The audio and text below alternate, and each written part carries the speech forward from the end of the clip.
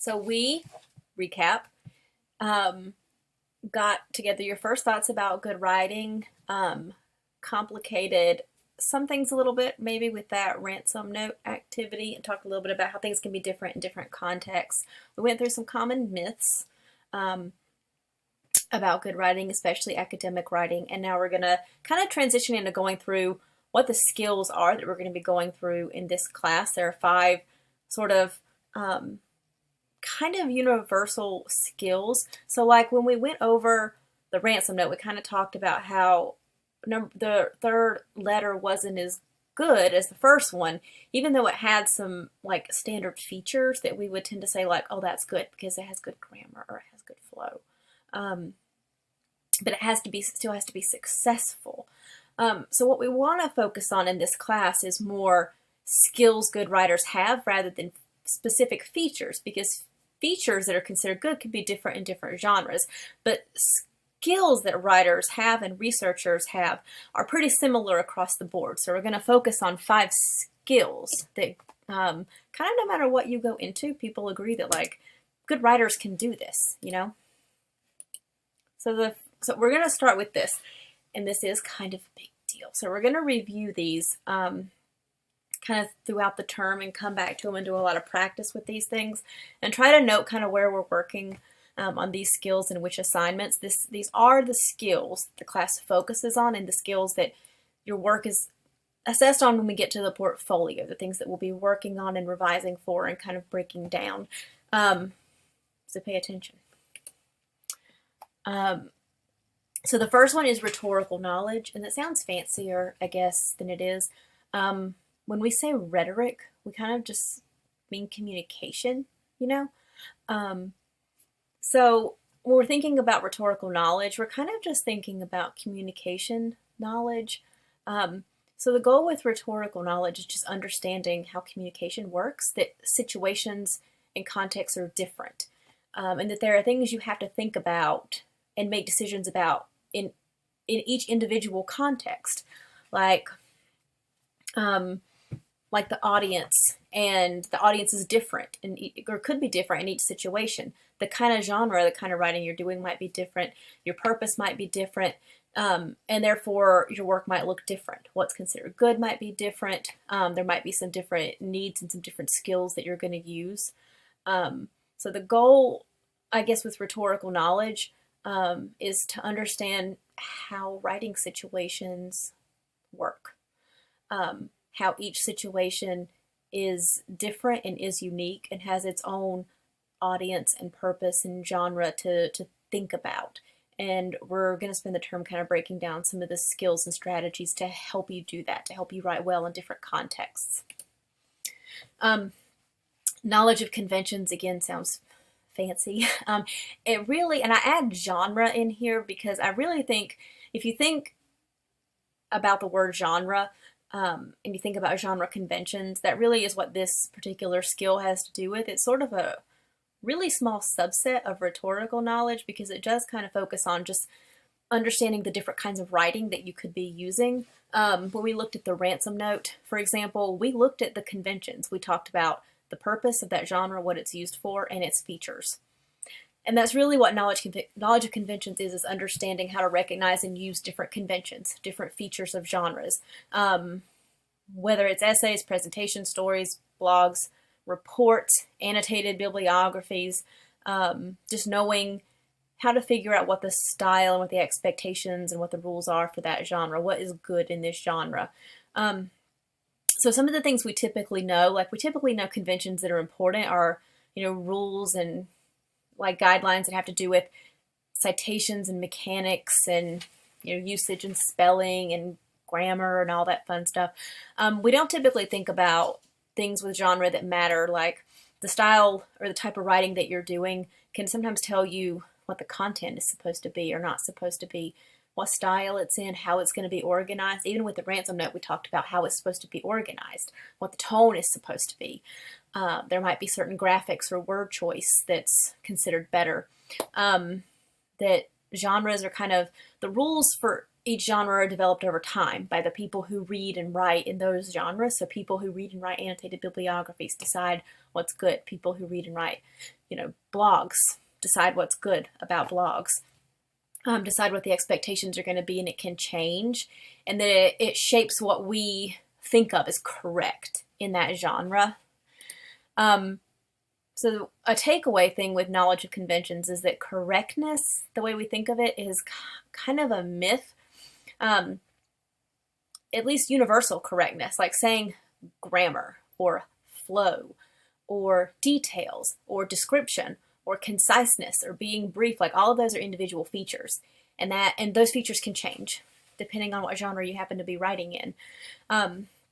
What is considered correct is really just correct in that genre, in that context. In this type of writing, we like to see this.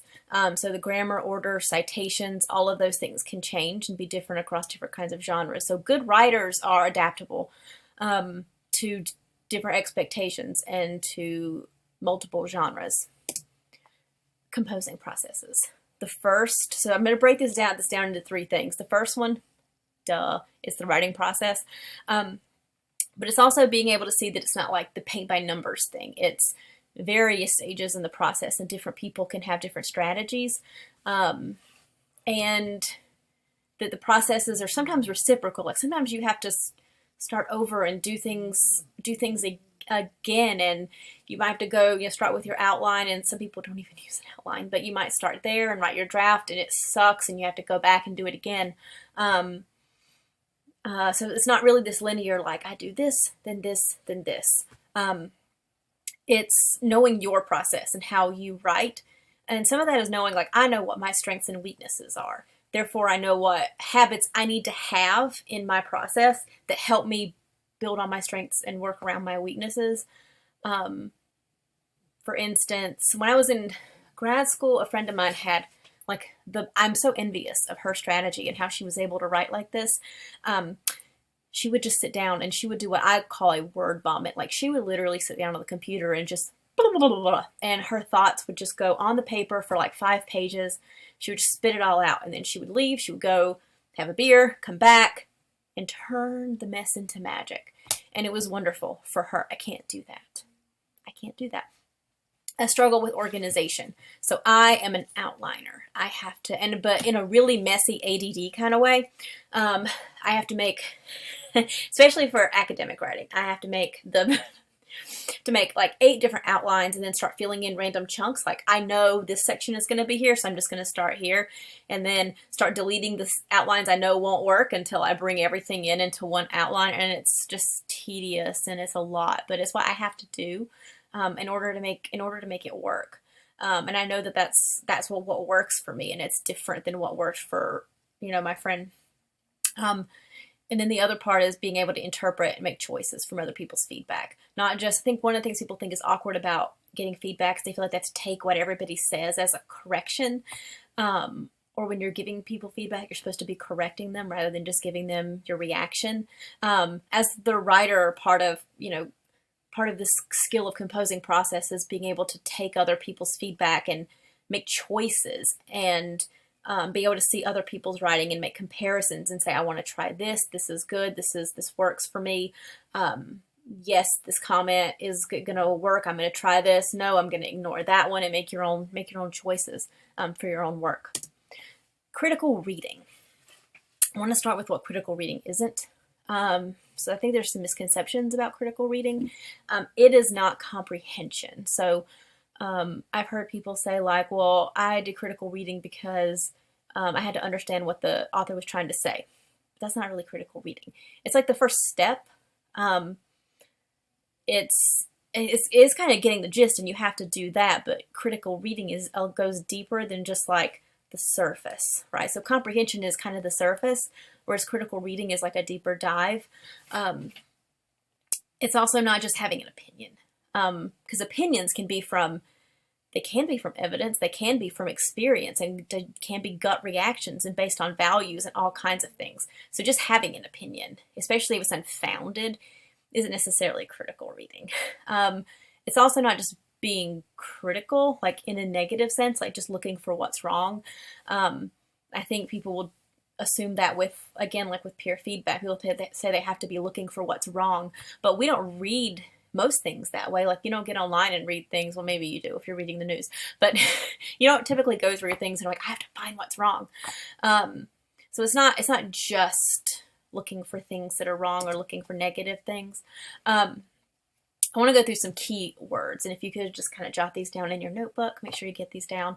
There are some highlighted things that you are doing when you're critical reading. You're going below the surface. You are analyzing, evaluating, making connections, questioning, synthesizing, which means just kind of bringing things together, and seeing nuance, seeing gray area. So some of the skills we're going to work on over especially your inquiry project this term is reading and writing adaptability. So knowing how to interpret and use genres across a range of genres and styles, and also maybe write in some different styles, seeing below the surface. So paying attention to not just the words that are in the text, but the person behind the text, the strategies behind the text. So really paying attention to how those strategies work, like what the author's biases and credibility are and their intentions, and their choices. Information literacy, so just kind of being able to evaluate the relevancy and credibility and usefulness of sources, making connections across a range of text, especially within the same conversation, and then seeing how to connect those sources together to use them in your essay, and probative thinking, like asking critical questions to guide your research. The last one is critical reflection. I'm going to make this one really easy. Critical reflection is critical reading, but about yourself instead of someone else. Critical reflection is about you. It's about that analytical lens, that analyzing, asking questions, evaluating, but doing it on your own work. So being able to critically examine and explain and question your own text, choices, and thinking. It's being able to explain the context of your own work and make connections about yourself across a range. Like, here's my work that I've done. What patterns can I see? What have my experiences been? What are the things I've struggled with? What are the things I've done well with, improved with? So being able to see things about yourself in your work. How have my opinions changed? Making and explaining your own revision choices. So taking ownership of that, and explaining, here's why I did this and here's how it made it work. So really knowing your own thinking and your why you do what you do, and kind of being a good learner. People who are good reflectors tend to be good learners, because they make transferable connections. Like, they take away from their work. They don't just move through the class and then move on to the next one without taking anything away, or being able to connect that learning to themselves and know what is going to help them in the future. What are the things that are the most relevant for them, that are useful to remember? What should they solidify? This is the end of your five key concepts, the writerly skills we're going to work on this semester: rhetorical knowledge, knowledge of conventions, composing processes, critical reading, and critical reflection. You're going to do a really quick little practice quiz at the end of this video.